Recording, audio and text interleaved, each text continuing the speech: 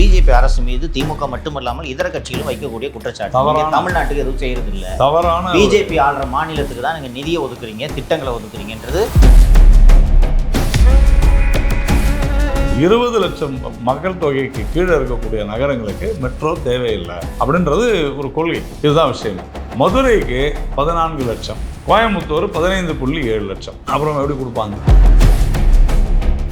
தமிழகத்தில் இந்த வாரிசு அரசியலை குறிவைத்து விமர்சனம் செய்ய பிஜேபி உத்தேசித்திருக்கிறதா? திரு ஸ்டாலின் அவர்களை ஏற்றுக்கிட்டாங்க, உதயநிதியும் கிட்டத்தட்ட ஏற்றுக்கிட்டாங்க.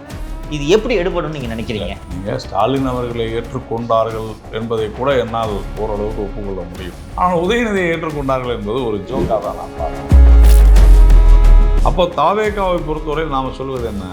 நீங்கள் திமுக வரக்கூடாது என்று உண்மையிலேயே நினைத்தீர்களானால் நீங்கள் தேசிய ஜனநாயக கூட்டணியில் இணையுங்கள். நீங்கள் திமுக மட்டும் கடைசி நிமிடம் வரைக்கும் கூட்டணி பேச்சுவார்த்தை நடத்தலையா? நாங்களும் செய்கிறோம், உங்களுக்கு என்ன பிரச்சனை? இந்த விஜய்க்காக என்டிஏ கதவுகள் காத்திருக்கின்றன.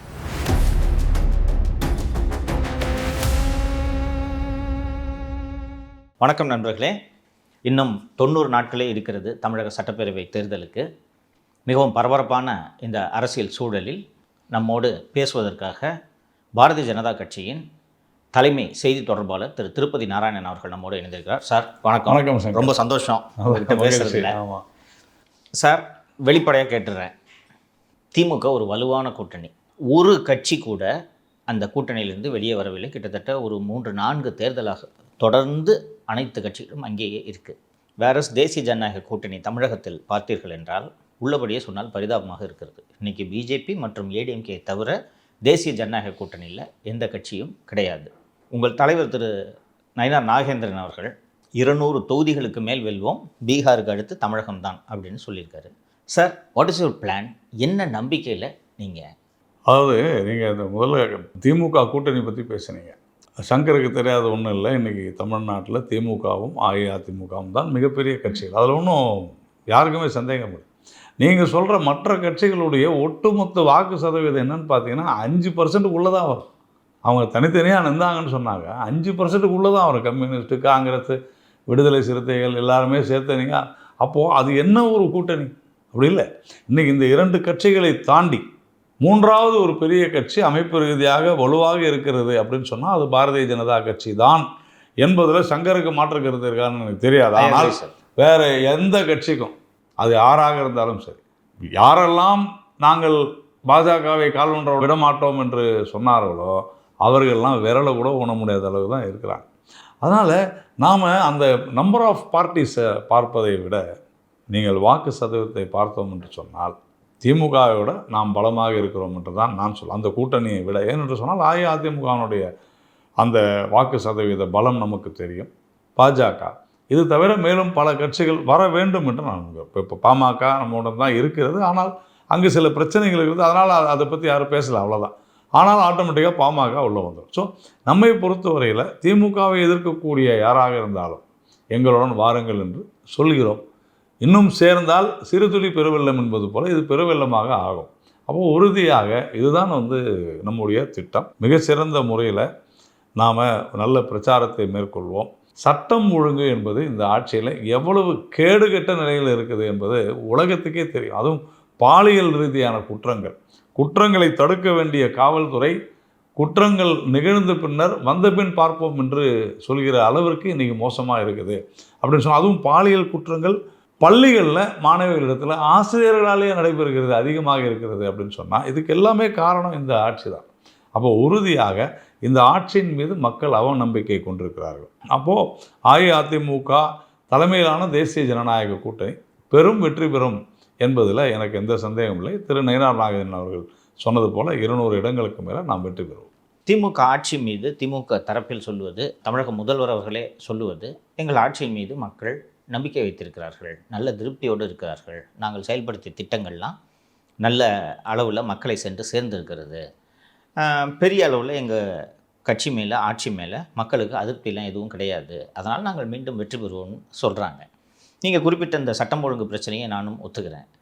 வேறு என்ன காரணத்திற்காக திமுக ஆட்சியை தமிழகத்திலிருந்து மாற்ற வேண்டும் என்று மக்கள் நினைப்பார்கள் என்று நீங்கள் நினைக்கிறீர்கள்? சட்டம் ஒழுங்கு சீர்கேடு, குற்றங்களை தடுக்க முடியாத ஒரு நிர்வாகம், அடிப்படை வசதிகள் சங்கர். நீங்கள் இன்றைக்கி நம்ம சென்னையில் இருக்கிறோம். சென்னையில் மட்டும் இல்லை, நான் கோயம்புத்தூர் பலமுறை சென்று வருகிறேன், மதுரை சென்று வருகிறேன். எங்கேயுமே ரோடு இல்லை, ரோடே கிடையாது. ஒரு 2 மழை பெஞ்சால் ரோடு காலி. அப்போது அடிப்படை வசதியான சாலை வசதிகள், சாலை போடுவதற்கு எத்தனை 1000 கோடி ரூபாய் இந்த அரசாங்கம் செலவு செய்திருக்கிறதுன்னு பார்த்தோம்னா உறுதியாக சாலைகளே போடவில்லை. அதுக்கு ஒரு வெள்ளை அறிக்கை நம்ம கேட்டோம்னு சொன்னால் உண்மையிலே உங்களால் தர முடியாது. அந்த அளவிற்கு அடிப்படை வசதிகளான இவை. அதே போல் எங்கு பார்த்தாலும் ஊழல், லஞ்சம் இல்லைன்னு யாராலையும் மறுக்க முடியாது. நீங்கள் எந்த துறையிலையும், அது மின்சாரத்துறையாகட்டும், பொதுப்பணித்துறையாகட்டும், அறநிலையத்துறையாகட்டும், எல்லா துறைகளிலும் லஞ்சம், ஊழல். கலாச்சார சீர்கேடு இன்னொரு பக்கம். இது சமூக அவலம். சமூக அவலத்துக்கும் கலாச்சார சீர்கேட்டுக்கும் என்னங்க சம்மந்தம்? இப்போ இன்னைக்கு கூட என்னை ஒரு நிருபர் கேட்டார், ராமேஸ்வரத்தில் ஒரு 12ஆம் வகுப்பு மாணவியை குற்றி கொலை செய்து விட்டார்கள், இந்த ஆட்சியினுடைய நிலை. நான் சொன்னேன், இதுக்கு ஆட்சியை நான் நேரடியாக சம்மந்தப்படுத்த மாட்டேன். ஆனால் இந்த சமூக அவலம் எதனால் நடக்கிறது என்றால், சட்டம் ஒழுங்கு அப்படின்ற போது அந்த ஒழுங்கை நிலைநாட்ட வேண்டிய அரசாங்கம், கலாச்சாரத்தை பாதுகாத்து அதை காப்பாற்ற வேண்டிய ஒரு அரசாங்கம் செய்ய தவறிவிட்டது. அதே மாதிரி தொழில் வளர்ச்சி. இன்றைக்கி என்ன சொல்கிறாங்கன்னா, டிஆர்பி ராஜா உட்பட, திரு மு.க. ஸ்டாலின் உட்பட தொழில்துறையில் நாங்கள் அவ்வளோ செஞ்சுட்டோம். பொய். அனைத்துமே உண்மைக்கு புறம்பான விஷயங்கள். இன்றைக்கி ஆந்திராவில் அவ்வளோ பெரிய முதலீடுகள். இப்போ ஹேவ்சன் நேற்று நம்ம பார்த்தோம், ஒரு 2 நாட்களுக்கு முன்னால். அந்த தொழிற்சாலை இங்கே வர வேண்டிய 20,000 பேருக்கு வர வேண்டிய அந்த வேலைவாய்ப்பு பறிபோய் இன்றைக்கி குப்பம் தொகுதிக்கு, எங்கள் ராணிப்பட்டிக்கு பக்கத்தில் போகுது. நான் ஏன் ராணிப்பட்டியை கொண்டு வரேன்னு சொன்னாக்க, அது லெதர் இண்டஸ்ட்ரி. அப்போது அவங்க எவ்வளவு புத்திசாலித்தனமாக அந்த இண்டஸ்ட்ரியை குப்பமுக்கு கொண்டு போயிருக்கிறாங்க அப்படின்றத யோசனை பண்ணுங்க. ஆனால் இவங்க திருநெல்வேலிக்கு எடுத்துகிட்டு போகணுன்னு பிளான் பண்ணாங்க. தஞ்சாவூர் சார், தஞ்சாவூர் இல்லை, இனிஷியலாக திருநெல்வேலி தான் சொன்னாங்க. ஆனால் இந்த எம்ஓயு போட்டு 2-3 மாதம் ஆகியும் அதில் எந்த விதமான முன்னேற்றமும் இல்லை என்பதனால்தான் ஆந்திரா அதை தட்டி பறித்து சென்றிருக்கிறது. தவிர டிஆர்பி ராஜா எவ்வளோ ஒரு ஆணவத்தோடு ஒரு பதில் சொல்லியிருக்காருன்னா, இந்த மாதிரியான முதலீடுகளுக்கு தேவையில்லை. முதலீடு ஏன்னா ஜாப்ஸ் லோயர் லெவல் ஜாப்ஸை கொண்டு வருன்றார். அதாவது கூலி தொழிலாளிகளுக்கு கிடைக்க வேண்டியதுனார். அப்போ தமிழ்நாட்டில் இருக்கிற எல்லாருமே லட்சக்கணக்கில் சம்பாதிக்கிறாங்களா? என்ன மாதிரியான ஒரு பதில் இது? ₹1 அவங்க லேண்டு கொடுத்துட்டாங்க, இங்கெல்லாம் லேண்டு காஸ்ட் அதிகம்ன்றாங்க. அப்போ கூகுள் எப்படி அங்கே போச்சு? அப்போ அதானியினுடைய பல தொழில்கள் அங்கே போயிருக்குது. அம்பானி ஏற்றுக்கொள்ள முடியாத வாதம் சார். அவன் ஒரு 2,000 பேருக்கு 10,000 பேருக்கு வேலை கொடுக்குறான்னா கம்மி ரேட் 20,000 பேருக்கு நம்ம தான் சார் லேண்டு கொடுக்கணும். அப்புறமா நம்ம தான் லேண்டு கொடுக்கணும் சார். நீங்கள் லேண்டு கொடுக்கலன்னா கூட நான் என்ன சொல்கிறேன், ஓகே இவங்க என்னால் ₹1 லேண்டு கொடுக்க முடியாது. ஆனால் அதை தாண்டி தமிழ்நாடு ஒரு அற்புதமான ஒரு மாநிலம், முன்னேறிய மாநிலம்னு நீங்கள் சொல்வது உண்மை என்றால், நீங்கள் அவர்களை கன்வின்ஸ் செய்திருக்க வேண்டுமா வேண்டாமா? இல்லைங்க, லேண்டை விடுங்க, மற்றதெல்லாம் இங்கே தான் ஃபெசிலிட்டி அதிகம். அவங்க கொடுக்குற எத்தனை சலுகைகள், மின்சாரத்திலிருந்து அத்தனை சலுகைகளையும் நீங்கள் கொடுத்துருக்க வேண்டுமா வேண்டாமா என்பது தான் கேள்வி. அப்போது ஒரு ட்வீட் போடுறாங்க, இந்த தொழிற்சாலை விட்டால் 20,000 பேர் வேலை வாய்ப்பு வந்துவிடும், இத்தனை 2,500 கோடி முதலீடு வந்துடும்ன்ட்டு. போன பிறகு இதெல்லாம் எங்களுக்கு வேணான்னு சொல்லுது எப்பேற்பட்ட ஒரு மோசமான விஷயம். இது மட்டுமே அல்ல, இந்த மாதிரி பல தொழிற்சாலைகள் தமிழகத்திற்கு வர வேண்டிய. டாடா பவர், சோலார் பவர் எத்தனை 1000 கோடி, கிட்டத்தட்ட எனக்கு தெரிந்து 15-20,000 கோடி ரூபாய் தொழிற்சாலை அமைக்கிறாங்க. சோலாருக்கு புகழ் பெற்றது தமிழ்நாடு. எப்படி விட்டாங்க அதை? ஏன்னா அங்கே நீங்கள் வாங்க, பிளான்ட்டிங்கை போடுங்க. இங்கே காவடான ஒரு ஊருங்க குஜராத்தில், அங்கே அரசாங்கம் வேஸ்ட் லேண்டு 15,000 ரூபாய் பர் ஏக்கருக்கு கொடுத்து 30 கிகாவாட், 30 கிகாவாட்ன்றது ஹியூஜ். 30 கிகாவாட் மின்சாரத்தை தயாரிப்பதற்கு பல நிறுவனங்களுக்கு கொடுத்துருக்கிறது. என்டிபிசி, அதானி போன்ற பல்வேறு நிறுவனங்களுக்கு கொடுத்துருக்கு, சுவிட்சர்லாந்து போன்ற. ஆனால் இங்கே 1 மெகாவாட்டு ஒரு ஆள் உற்பத்தி பண்ணோம், ஒரு பிளான்ட் ஒரே 1 மெகாவாட்டு சங்கர் தனக்காக வேணும்னு சொல்லி போட்டால் கூட நீங்கள் இன்றைக்கி 30 லட்சம் ரூபாய் ஆன் அப்ளிகேஷன் ஸ்டேஜ் கொடுக்கணும். நீங்கள் கொடுக்கணும். யார் தொழிலில் முதலீடு பண்ணுறாங்களோ அவங்க 30 லட்சம் ரூபாய் கொடுத்தாதான். இல்லைன்னா கிரிட்டில் இணைக்க முடியாது. கிரிட்டில் நீங்கள் அப்ளிகேஷனே வாங்க மாட்டாங்கன்ற, அது கிரிட்டில் இணைக்கலாம் தனி, அப்ளிகேஷனே வாங்க மாட்டாங்க. அது இது 20 லட்ச ரூபா இருந்துச்சு. ஒருத்தர் ஜெயிலுக்கு போனார், போயிட்டு வந்தோன்னா 25 லட்ச ரூபா ஆச்சு. இப்போ தேர்தல் வர காலத்தில் 30 லட்ச ரூபா ஆயிடுச்சு. அப்புறமா எப்படி தொழில்துறை, நான் ஒரு உதாரணத்துக்கு சொல்கிறேன், ஒரு தொழில்துறை எப்படி முன்னேறும்? வாய்ப்பே இல்லை. தூத்துக்குடி எடுத்துங்க, ஃபர்னிச்சர் பார்க் பூங்கா அப்படின்னு சொன்னாங்க. இன்றைக்கி கிட்டத்தட்ட எப்போ ஆட்சி வந்த உடனே 4வது மாதம் முதலமைச்சர் அங்கே போய் ஃபர்னிச்சர் பார்க்கு இங்கே எத்தனை 60,000 கோடி முதலீடு வருதுன்னாங்க. இந்த ஃபர்னிச்சர் பார்க் இப்போ பார்த்தீங்கன்னா உடஞ்சி போன ஒரு பிளாஸ்டிக் சேர் கூட இல்லை சாருங்க. அப்போது தொழில்துறை, கல்வித்துறை நான் ஏற்கனவே சொன்னேன், மாணவிகளுடைய சிறு குழந்தைகளுடைய அவர்கள் மீதான பாலியல் துன்புறுத்தல் ஆசிரியர்களால் அப்படின்னு சொன்னால் இதுக்கெல்லாம் என்ன காரணம்? மது, போதை மருந்து புழக்கம். இதை கட்டுப்படுத்த தவறிவிட்டது. மதுவை அரசே விற்கிறது, போதை மருந்து புழக்கத்தை தடுக்க முடியவில்லை. இதுதான் சமூக அவலத்திற்கு, கலாச்சார சீர்கேட்டிற்கு காரணம் என்று நான் உறுதியாக நம்புகிறேன். மக்களும் அதை நம்புகிறார்கள். நீங்கள் கேட்ட கேள்விக்கான பதில் சட்டம் ஒழுங்கு மட்டுமல்ல, குற்ற சம்பவங்கள் மட்டுமல்ல, இந்த திமுக அரசாங்கம் சமூக அவலத்தை ரொம்ப பரப்பிடுச்சு இந்த 4.5 வருஷத்தில். ஆனால் இதெல்லாம் உண்மையிலேயே முதலமைச்சருக்கு தெரியுமா என்று தெரியவில்லை. ஏனென்றால் அவரை சுற்றி இருக்கக்கூடிய பல நிழல்கள் அவரை ஆண்டு கொண்டிருக்கின்றன என்று தான் நான் நினைக்கிறேன். இல்லை என்று சொன்னால் ஒரு இத்தனை ஆண்டு காலமாக அரசியலில் இருக்கக்கூடிய ஒருவர் இது கூட தெரியாமல் இருப்பாரா அப்படிங்கிறது பாருங்கள். இன்றைக்கி உதாரணத்துக்கு இன்றைக்கி மெட்ரோ ரயில் தவறு செய்தது தமிழ்நாடு அரசு, பழைய தூக்கி மத்திய அரசு மேலே போடுறாங்க. அது இன்றைக்கி சிஎம்ஏ சார்ஜ் பண்ணியிருக்காங்க சார். என்ன சொல்கிறாருன்னா, பிஜேபி பாருங்கள் ஓரவஞ்சனையோட 2 நகரத்துக்கு, முக்கியமான 2 நகரங்களுக்கு மறுத்துட்டாங்க, நாங்கள் எங்கள் ஃபண்ட்ஸில் பண்ணிக்கிறோம் அப்படின்னு சொல்கிறாங்க. இது பிஜேபி அரசு மீது திமுக மட்டுமல்லாமல் இதர கட்சிகளும் வைக்கக்கூடிய குற்றச்சாட்டு. தமிழ்நாட்டுக்கு எதுவும் செய்யறதில்லை, தவறான பிஜேபி ஆள்ற மாநிலத்துக்கு தான் நீங்கள் நிதியை ஒதுக்குறீங்க, திட்டங்களை ஒதுக்குறீங்கன்றது இங்கே இருக்கக்கூடிய பல கட்சிகள் வைக்கக்கூடிய குற்றச்சாட்டு. மிக தவறான ஒரு குற்றச்சாட்டு. இன்று கூட நான் அதற்கு பதில் அளித்திருக்கிறேன். நேற்றே நான் பதில் சொல்லிவிட்டேன். விஷயம் என்னன்னு கேட்டிங்கன்னா சங்கர், மதுரை, கோயம்புத்தூர் இந்த 2 இடத்துலையும் மெட்ரோ ரயிலுக்கு அப்ளிகேஷன் போடுறாங்க. கவர்மெண்ட் போடுறாங்க. ஸ்டேட்டு அதான் மெட்ரோ ரயில் மூலமாக ஸ்டேட்டு. அரசாங்கத்தினுடைய மத்திய அரசு கொள்கை என்னன்னா 20 லட்சம் மக்கள் தொகைக்கு கீழே இருக்கக்கூடிய நகரங்களுக்கு மெட்ரோ தேவையில்லை அப்படின்றது ஒரு கொள்கை. இதுதான் விஷயமே. இங்கேருந்து அப்ளிகேஷன் போடுறாங்க. மதுரைக்கு 14 லட்சம், கோயம்புத்தூர் 15.7 லட்சம். அப்புறம் எப்படி கொடுப்பாங்க? சரி, ஒருங்கிணைந்த நகரங்கள்னு ஒரு கான்செப்ட் இருக்குது. Amalgamation of cities, tier 2 cities. உதாரணத்துக்கு இப்போ சென்னை வச்சுங்க. சென்னை அப்படின்னு சொன்னால் சென்னை புறநகரம்னா அங்கேருந்து இங்கே வேலைக்கு வருவாங்க, இந்த பக்கம் ஸ்ரீபெரும்புதூர்லேருந்து வேலைக்கு வருவாங்க, இங்கேருந்து ஸ்ரீபெரும்புதூர் போவாங்க, இங்கேருந்து பூந்தமல்லி போகிறாங்க. இதுதான் இந்த மெட்ரோனுடைய திட்டம்.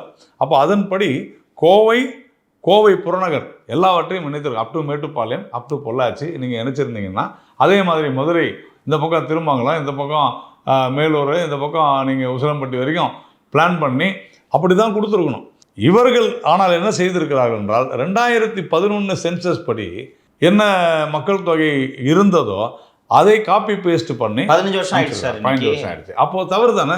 இவர்கள் சொல்லுகிற இன்னொரு குற்றச்சாட்டுனா, பிஜேபி ஆளும் மாநிலங்களில் இருக்கக்கூடிய நகரங்களுக்கு டயர் 2 சிட்டிஸ், நாக்பூர், கான்பூர், இண்டோர், சூரத், இது எல்லாத்துலேயுமே அப்ளிகேஷனில் டிபிஆரில் விரிவான திட்ட அறிக்கையில் மிக தெளிவாக எல்லா இந்த நகரங்களுமே 20 லட்சம் மக்கள் தொகைக்கு மேலே இருக்கக்கூடியதாக தெளிவாக புள்ளி விவரங்களை கொடுத்துருக்கிறார்கள். தமிழ்நாடு கொடுக்கவில்லை. நீங்கள் 20 லட்சத்துக்கு கீழே தான் இருக்குதுன்னா மெட்ரோ இல்லைன்றது கொள்கை sir, policy of the government. தவறு இழுத்தது யார்? தமிழ்நாடு அரசு. என்ன செஞ்சுருக்கணும்? கோயம்புத்தூர் அண்டு சபர்பன் கோயம்புத்தூரை சேர்த்து புள்ளி விவரம் கொடுத்துருக்கணும். கொடுக்கல. இப்போ கூட ஒன்றும் இல்லை. உடனடியாக இவர்கள் செய்ய வேண்டியது, ஏற்கனவே நாங்கள் அனுப்பி வைத்தது இது, எங்களுடைய அலாங் வித் இந்த அமல்கமேஷன் இதுதான்றதை அவங்க கொடுக்கணும். நான் என்ன கேட்குறேன், ஓரவஞ்சனை செய்கிறார்கள்னு முதலமைச்சர் சொல்கிறார். நான் சொல்கிறேன், இதில் ஏதோ ஒரு சதி திட்டம் இருக்குமா தாமதப்படுத்தணும்னு நான் நினைக்கிறேன். ஏனென்றால் நமக்கு எல்லாருக்கும் தெரியும், இந்த ரோடு டிரான்ஸ்போர்ட்டில், சாலை போக்குவரத்து, பேருந்து இதில் எவ்வளவு ஊழல் நடக்குது தமிழ்நாட்டில். மெட்ரோ வந்துச்சுன்னா அது கொஞ்சம் குறைஞ்சி போயிடும். ஒருவேளை அதனால இவங்க மெட்ரோ வரக்கூடாதுன்னு நினைக்கிறாங்களோ அப்படின்ற சந்தேகம் எனக்கு இருக்குது. நான் குற்றம் சாட்டுறேன். சரிங்க சார். சார், அகில இந்திய அளவிலும் சரி, மாநில தேர்தல்கள் நடந்த போதும் சரி, சமீபத்தில் நடந்து முடிந்த பீகார் தேர்தலிலும் சரி, பிஜேபி இந்த வாரிசு அரசியலை கடுமையாக குறிவைத்து விமர்சனம் செய்து அது பெரிய அளவில் மக்களிடம் எடுபடவும் செய்கிறது. மகாராஷ்டிராவில் 2 கட்சி வாரிசு அரசியலை கடைபிடித்த 2 கட்சிகள் என்ன ஆனது என்பதை நம்ம பார்த்தோம். குஜராத்தில் திரு லாலு அவர்களின் மகன் தோல்வியை தழுவியிருக்கிறார். தமிழ்நாட்டில் வாரிசு அரசியல் தான் திமுகவில் இருக்கிறதுன்றதை நம்ம பார்த்துட்ருக்கோம். தமிழகத்தில் இந்த வாரிசு அரசியலை குறிவைத்து விமர்சனம் செய்ய பிஜேபி உத்தேசித்திருக்கிறதா? இது மக்களிடம் எடுபடும் என்று நீங்கள் நினைக்கிறீங்க? திரு ஸ்டாலின் அவர்களை ஏற்றுக்கிட்டாங்க, உதயநிதியும் கிட்டத்தட்ட ஏற்றுக்கிட்டாங்க. இது எப்படி எடுபடும் நீங்கள் நினைக்கிறீங்க? நீங்கள் ஸ்டாலின் அவர்களை ஏற்றுக்கொண்டார்கள் என்பதை கூட என்னால் ஓரளவுக்கு ஒப்புக்கொள்ள முடியும். ஏனென்றால் அவருக்கு ஒரு நீண்ட அரசியல் வரலாறு அனுபவம் வரலாறு இருக்கிறது. ஆனால் உதயநிதியை ஏற்றுக்கொண்டார்கள் என்பது ஒரு ஜோக்காக தான் நான் பார்க்குறேன். இது அப்புறமா இன்ப நிதி கூட எடுத்துட்டாங்கலாம் நீங்கள் சொல்லுவீங்க, அதெல்லாம் நமக்கு வேண்டாம். நாம் வாரிசு அரசியல் என்பது ஒரு ஒரு ஒரு தந்தை ஒரு ஒரு ஒரு நபர் எம்எல்ஏவாகவோ அல்லது ஒரு அரசியல்வாதியாக இருந்து அவருடைய மகன், அரசியல் என்பது பொது வாழ்க்கை தான், அதில் ஒன்றும் மாற்றுக்கிறது இல்லை. அப்போது அதில் நேர்மையாக அரசியல் செய்கிறாங்க, பொது வாழ்க்கையில் இருக்கிறாங்கன்னா அவங்களுடைய குடும்பத்தினர் வரலாங்க, அதில் ஒன்றும் தப்பு இல்லை. இப்போ அப்படி பார்த்தீங்கன்னா எங்கள் கட்சியிலே எத்தனையோ எம்பிக்களுடைய மகன்கள் மறுபடியும் எம்பி கூட ஆகிருக்கிறாங்க. வாரிசு அரசியல் என்பது இன்று நாம் எதை சொல்கிறோம் என்றால் ஆதிக்கம். கட்சியிலும் ஆட்சியிலும் ஒரு குடும்பத்தினுடைய ஆதிக்கம் இருப்பதைத்தான் வாரிசு அரசியல் என்று நாம் சொல்கிறோம்.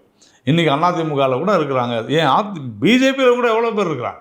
அதை வாரிசு அரசியல் நம்ம சொல்லலை. எங்களுடைய முன்னாள் தலைவர் திரு இல கணேசன் அவர்கள், நான் சொல்வது 25 வருடங்களுக்கு முன்னால் சொன்ன விஷயத்தை சொல்கிறேன். மு.க. ஸ்டாலின் அவர்களை நாங்கள் வாரிசு அரசியல் என்று சொல்ல மாட்டோம். ஏன்னா அவர் அந்த காலத்திலேருந்து அரசியல் இருக்கிறார், அதில் ஒன்றும் தவறு இல்லை.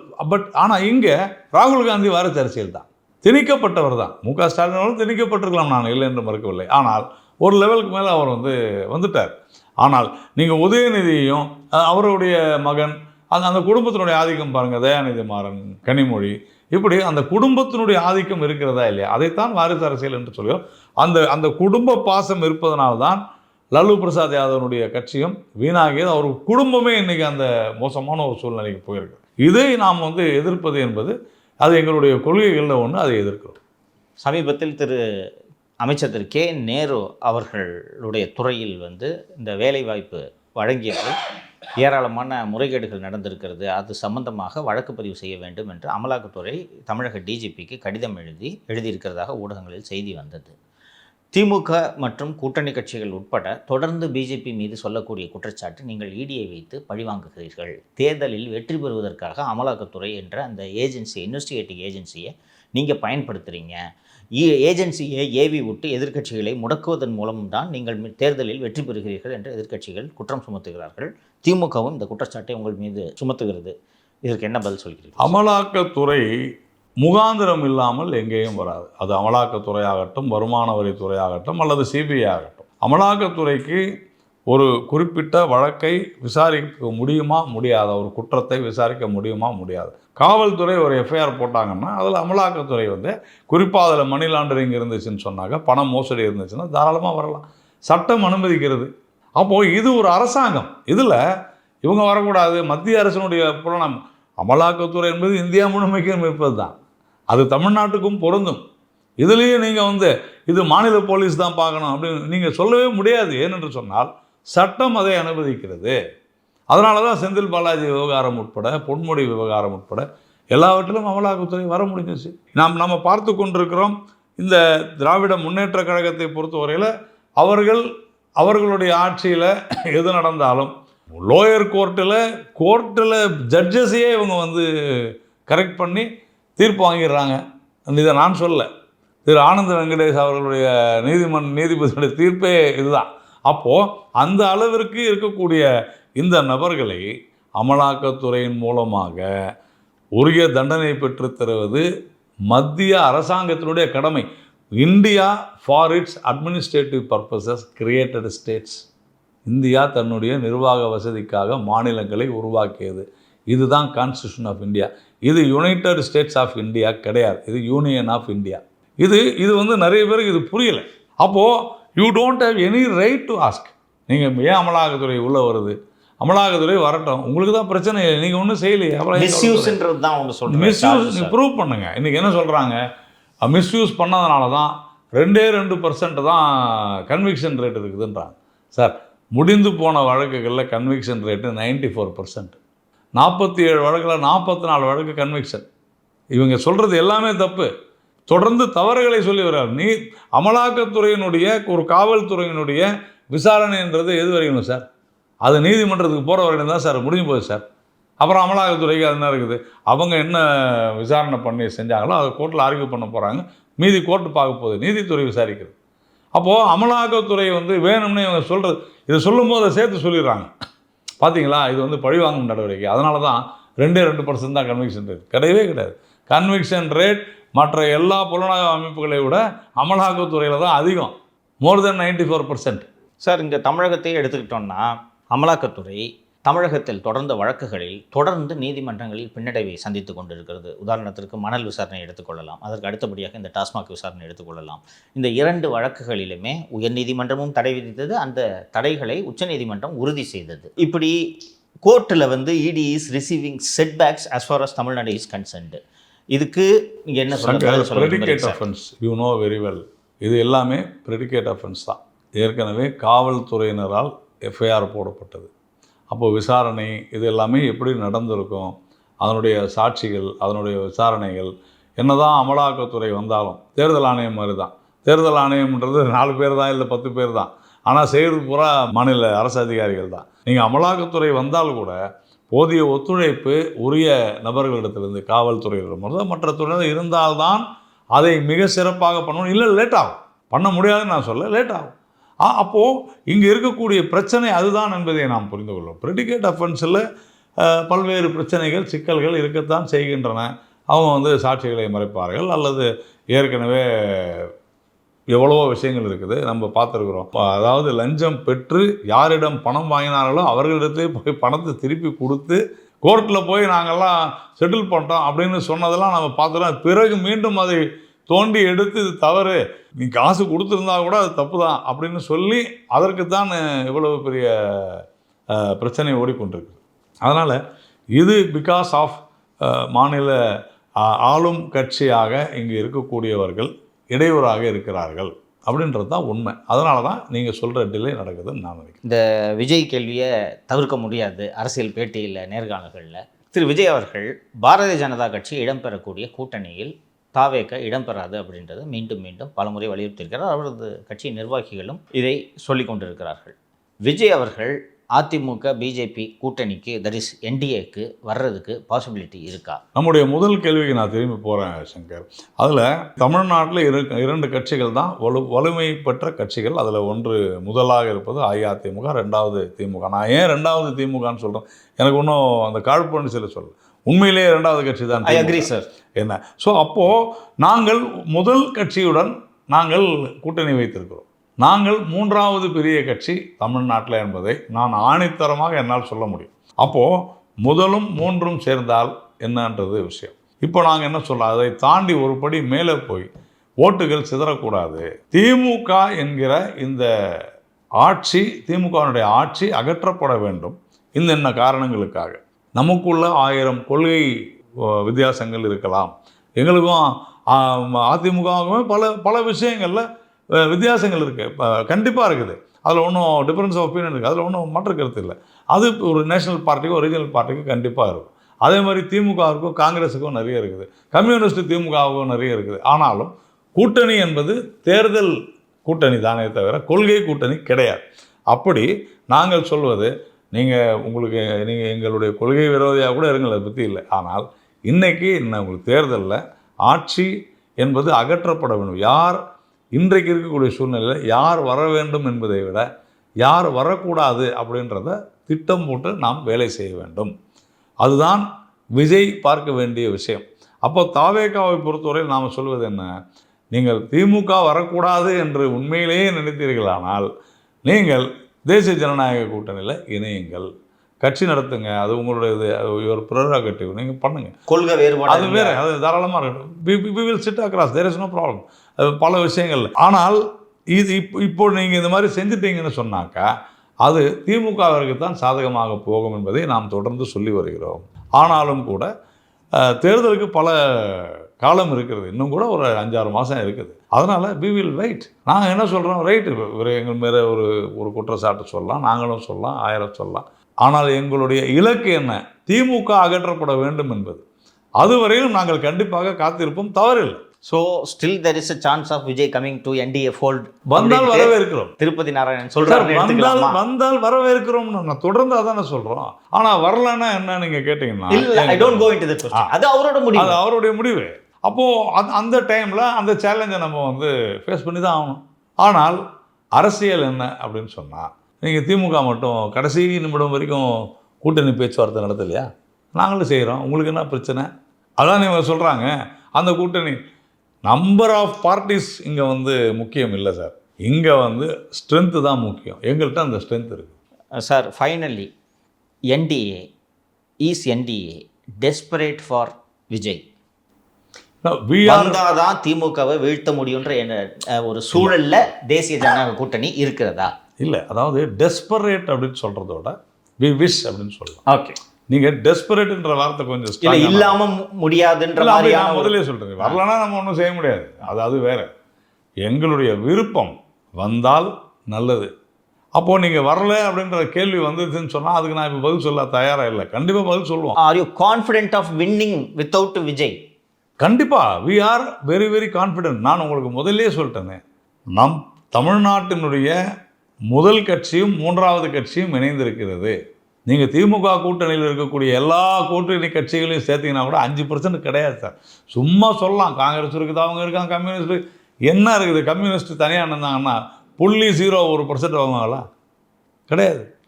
அப்போ என்ன அவங்க வந்து என்னவோ அவங்க தான் டெய்லி ஸ்போக்ஸ் பர்சன்ஸ் ஆஃப் டிஎம்கேவாக பேசிக்கிட்டு இருக்கிறாங்க, அவ்வளோதான். வேறு எதுவுமே கிடையாது. அவங்களுக்கு ஒரு சீட்டுக்கு நின்றா 10 கோடி வாங்கிக்கிறாங்க, இல்லை 15 கோடி வாங்கிக்கிறாங்க. நம்ம பார்த்துருக்குறோம். 5 கோடி 10 கோடி வாங்கிக்கிறாங்க. அப்புறமா அவங்களை ஏங்க நீங்கள் வாங்கினா நாங்கள் மட்டுமா வாங்கினோம், அவங்களும் வாங்கியிருக்காங்க, விடுதலை சிறுத்தைகள் வாங்கினாங்கல்ல அப்படின்னு சொல்கிறாங்க. அப்போது அது பணத்திற்காக இருக்கக்கூடிய ஒரு கூட்டணி சார். இங்கே அப்படி கிடையாது. இங்கே பிஜேபி வந்து அதிமுகவுக்கோ அதிமுக பிஜேபிக்கோ காசு கொடுக்க வேண்டிய அவசியம் இல்லை. ஆனால் திமுக கூட்டணியில் அவங்க கூட்டணியில் வர்றதுக்காக காசு கொடுக்குறாங்கன்றது, அதுவும் அக்கௌண்ட்லேயே காசு கொடுக்குறாங்கன்றது எவ்வளோ பெரிய விஷயம். அப்போது நாங்கள் உறுதியாக அதில் வந்து வெற்றி பெறுகிறோம். அந்த கூட்டணியோட நல்ல கூட்டணி எங்களுதுன்ற போது எல்லாரும் இதில் இணைய வேண்டும் என்று தான் நாம் சொல்கிறோம். இந்த விஜய்க்காக என்டிஏ கதவுகள் காத்திருக்கின்றன. விஜய் மட்டுமல்ல, நான் சொல்வது anybody who wants to approve to DMK, they are welcome anytime. Doors are always open, no problem.